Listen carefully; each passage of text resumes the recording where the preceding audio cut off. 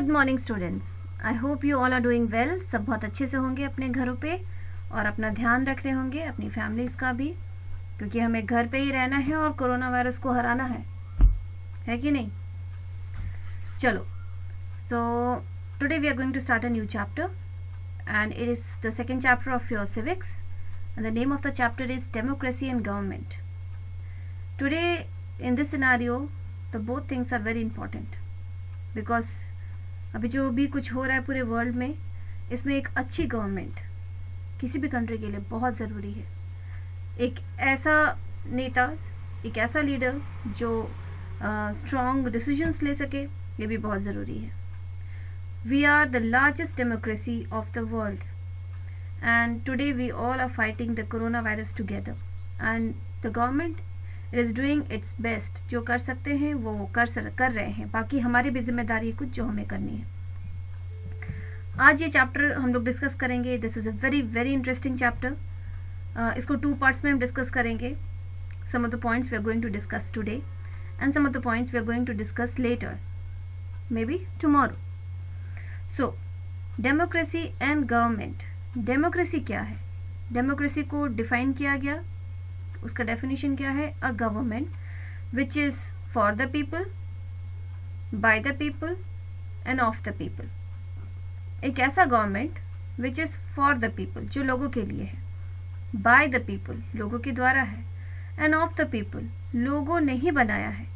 तो मिला जुला करके कि ये एक ऐसा गवर्नमेंट है जिसमें सब कुछ लोग हैं, that means the people. We move to the next slide. अब इसमें पढ़ सकते हैं, it's written here, you have read in the previous chapter that we the people of India come from different races. हम अलग अलग रेसेस के हैं, अलग अलग जातियों के हैं, अलग अलग जगहों के हैं, different backgrounds. You have read in the previous chapter that we have come from different races, regions, religions, caste, and speak different languages।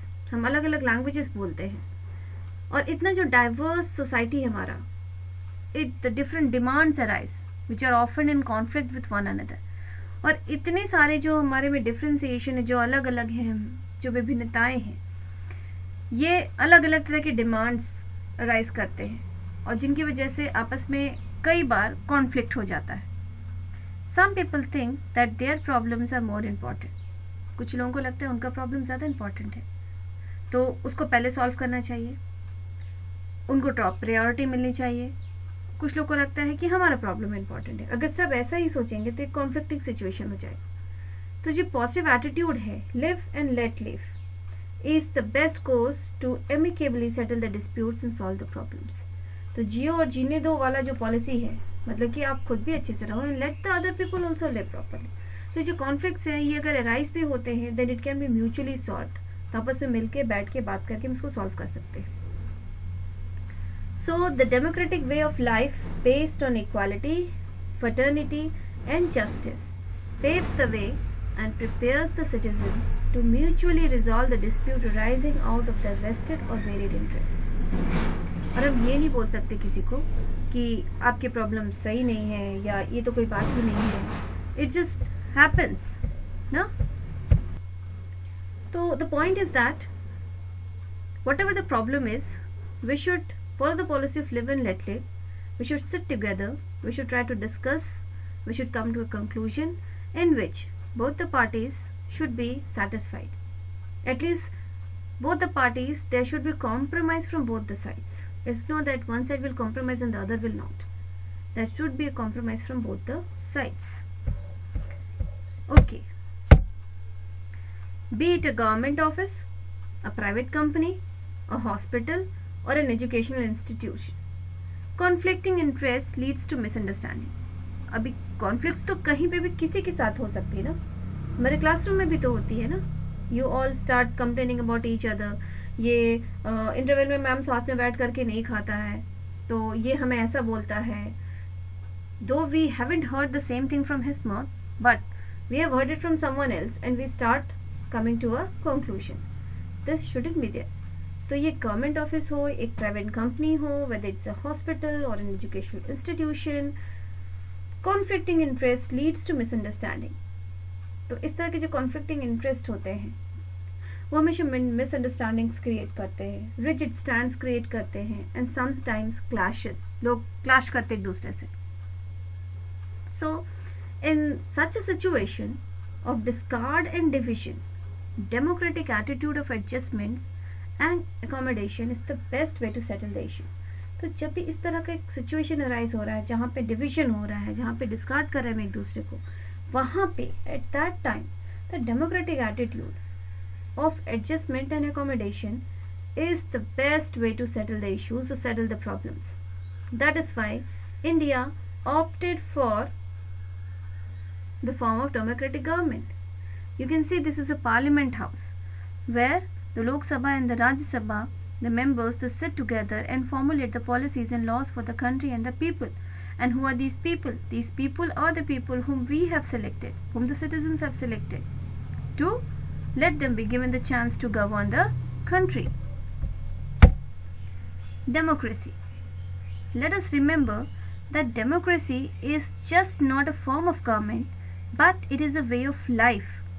हम अपनी लाइफ में भी ना चाहते हैं कि हमको बराबरी का दर्जा मिले, हमें कोई छोटा ना समझे, कोई हमें चीट ना करे, कोई हमारा फ़ायदा ना उठाए, कोई हमें एक्सप्लॉइट ना करे. तो we always want democratic way of life. So it's a way of life. It is not just a government. It teaches us to provide equal opportunities to everyone without any discrimination. ये जो democracy है ये हमें क्या सिखा रहा है कि हमें बिना किसी डिस्क्रिमिनेशन के हर किसी को इक्वल अपॉर्चुनिटीज देनी चाहिए. It makes us conscious about protection of the old, inform and children. ये हमें कॉन्शियस बनाता है, हमें ये समझाता है क्या कि हमें जो बूढ़े हैं या जो अपनी रक्षा नहीं कर सकते या जो छोटे बच्चे हैं उनको प्रोटेक्ट करना है. It expects involvement of all members of the family और society in decision making.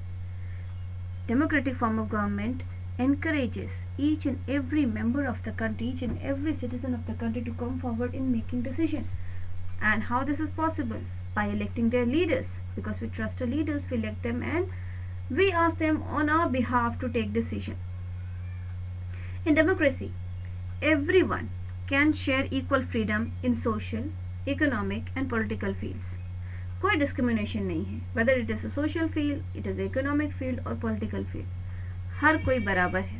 In case of conflicting interest, issues and extreme approaches, the harmony can be brought through tolerance and self-discipline.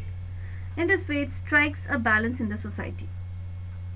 Many a times a question arises that when a large number of people are involved in taking a decision or reaching at a conscience, whose view should be accepted?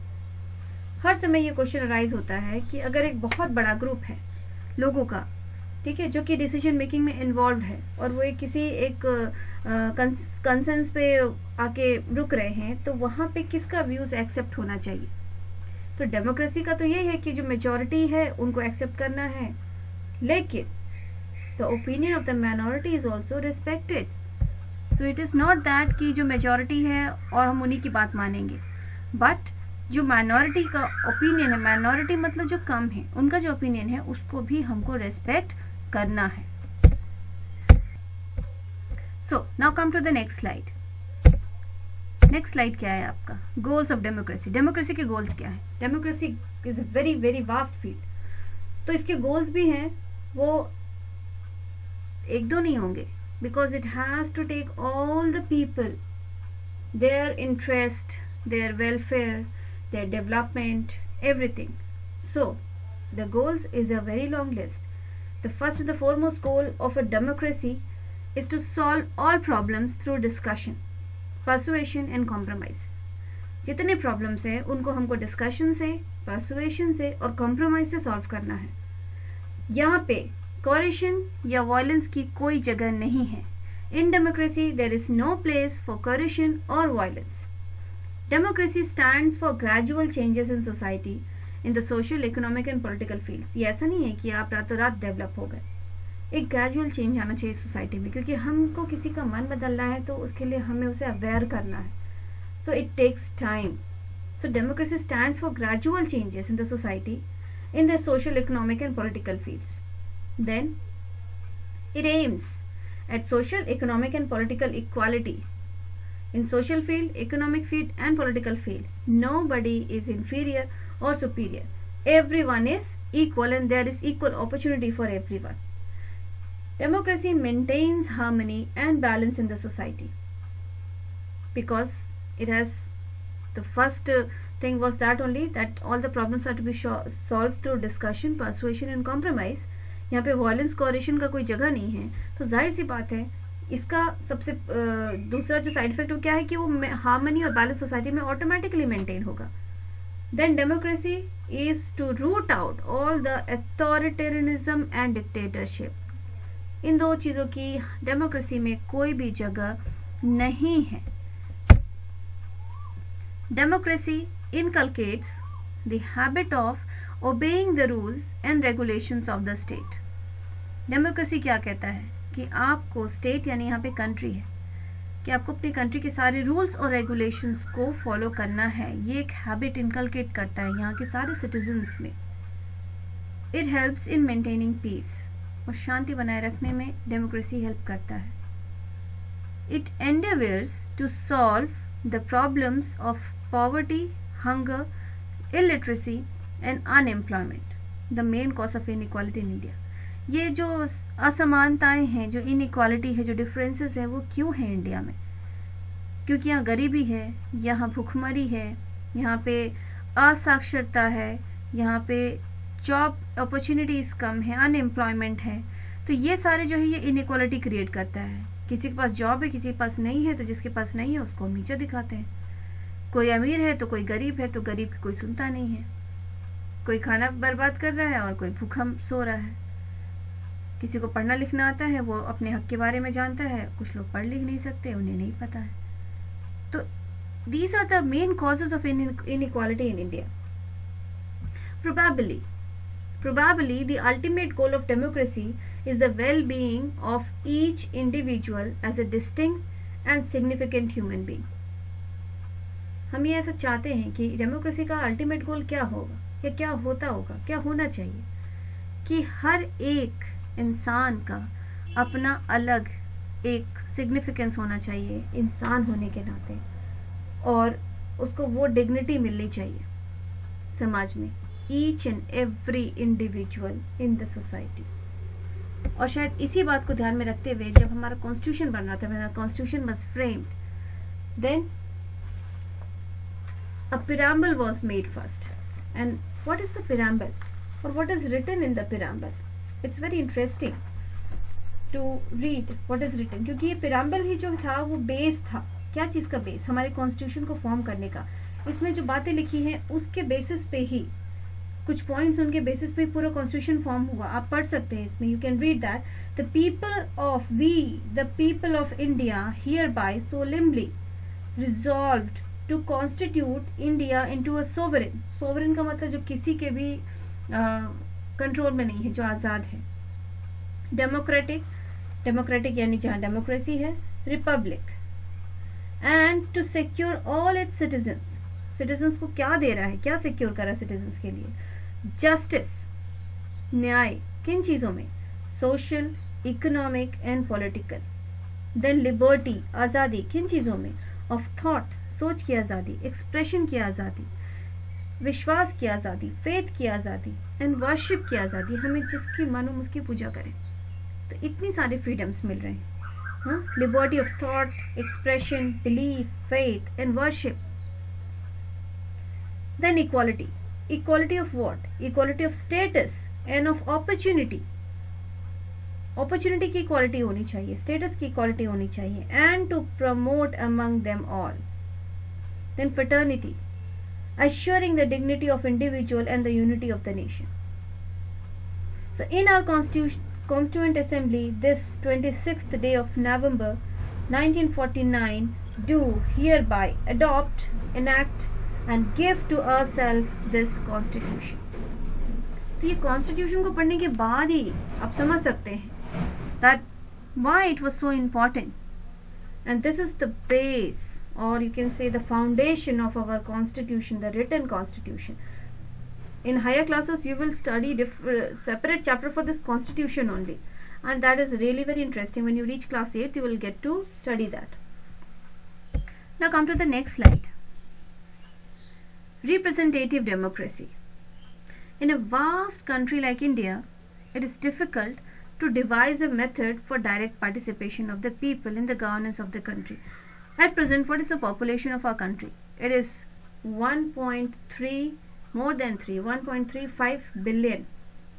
And very shortly we are going to outnumber China also. हम China से भी आगे हो जाएंगे, जबकि China area wise हमसे बड़ा है. We are the 7th largest. And we are having the 2nd largest population of the world. And very soon we are going to be the 1st largest population of the world.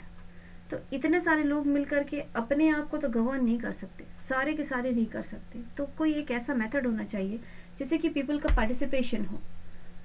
So what is that method? That is representative democracy, which we are going to discuss here. Representative democracy. So in a vast country like India, it is difficult to devise a method for the direct participation of people in the governance of the country. Therefore, representative democracy has been adopted in India. Under this system, people elect their representatives who govern on their behalf. This means India is indirectly governed by the people through their elected representatives like Panch, municipal councils, members of legislative assemblies और members of parliament. यानी कि grass root level से लेकर के high level तक वो लोग हैं जो अपने रिप्रेजेंटेटिव्स को चुनते हैं कि हमारे बिहाफ पे आप गवर्न करो, आप रूल करो, आप पे भरोसा है और आपको हम ये काम दे रहे हैं. They are actually public servant. Like our Modi ji says ना, मैं प्रधानमंत्री नहीं हूँ, मैं प्रधान सेवक हूँ आपका. आपका मतलब प्रजा का, क्योंकि यहाँ पे राजा कौन है? प्रजा ही राजा है. और वही चुन करके इन मंत्रियों को वहां भेजती है कि वो इन राजा के बिहाफ पे ये पर्टिकुलर काम करे. तो ये रिप्रेजेंटेटिव डेमोक्रेसी यही है, where the people elect their representatives who govern on their behalf, on whose behalf, on people's behalf. That means India is indirectly govern by the people through their elected representatives. यानी हम indirectly govern करते हैं अपने आप को अपने representatives के through. India is the largest democracy of the world, governed by a democratic government. A democratic government is a government of the people, for the people and by the people. Like in the starting of the chapter only I have told you कि ये जो है democracy क्या, democratic government क्या है, democracy क्या है. ये एक ऐसा फॉर्म ऑफ गवर्नमेंट है which is of the people, which is for the people and by the people. The people of India have the power to govern their country. इनके पास पावर है कि अपनी कंट्री को गवर्न करे through their elected representatives who take decisions on behalf of the people, who make laws in interest of the people and who work for their welfare. ये जो representatives जिन्हें हम चुन करके भेजते हैं पार्लियामेंट में, ये हमारे बिहाफ पे डिसीजंस लेते हैं, ये हमारे इंटरेस्ट के लिए लॉज बनाते हैं जिसमें हमारा फायदा हो, और ये लोगों के वेलफेयर के लिए काम करते हैं. So that is very much important. Now, do you know, children, we Indians must feel proud of the fact that our constitution makers gave equal voting rights to men and women both after independence, when the constitution was enforced, unlike of US, the UK and France, where women had to fight for years to get the right to vote. मतलब हमें इस बात के लिए proud feel करना चाहिए और हम करते भी हैं कि हमारे जो कॉन्स्टिट्यूशन मेकर्स थे वो हमारे कॉन्स्टिट्यूशन के बनते ही, जब हम आज़ाद हुए, हमारा कॉन्स्टिट्यूशन बना, उसी समय यहाँ पे मेन और वुमेन दोनों को इक्वल वोटिंग राइट्स मिले. Even each and every citizen of the country got equal voting rights. और ये अपने आप में बहुत ही डेयरिंग डिसीजन था एट दैट टाइम, जबकि ऐसा बहुत सारे आज के डेवलप कंट्रीज में नहीं था. यूएस, यूके, फ्रांस, यहाँ नहीं था. यहाँ पे वुमेन्स को लड़ना पड़ा इस राइट टू वोट के लिए. In United States of America, women got the right to vote in 1920. 1920 में उन्हें वोट देने का अधिकार मिला यूनाइटेड स्टेट्स ऑफ अमेरिका में. UK, they were given voting rights in 1928. And you just imagine, in France, the women were given the voting rights in 1944. तो आप बस ये इमेजिन करो कि कितना डिफरेंस है in the system of those countries which say they are so developed today, and in the country like India, where we just got out from the clutches of Britishers. जो Britishers के चंगुल से हम छूटे भी आजाद हुए हैं, और हम अपने एक सिटीजन को इक्वली रिस्पॉन्ड कर रहे हैं, उनको इक्वल पहचान दे रहे हैं.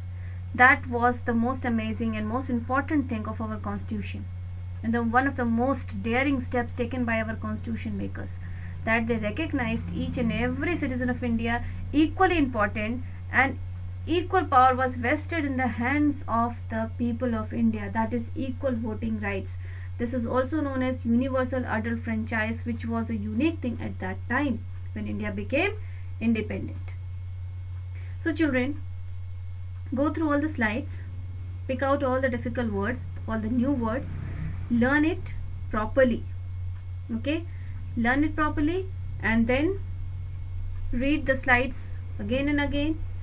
Tomorrow in the next video session we'll discuss the rest of the topics, like what's the people participation, then what is universal adult franchise, how we govern ourselves, the levels of government, then there are few keywords. So all things we are going to do in the next video session.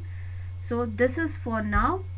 Please stay healthy, stay in your homes, take care of yourself and your family, and keep studying. Thank you very much. Have a good day.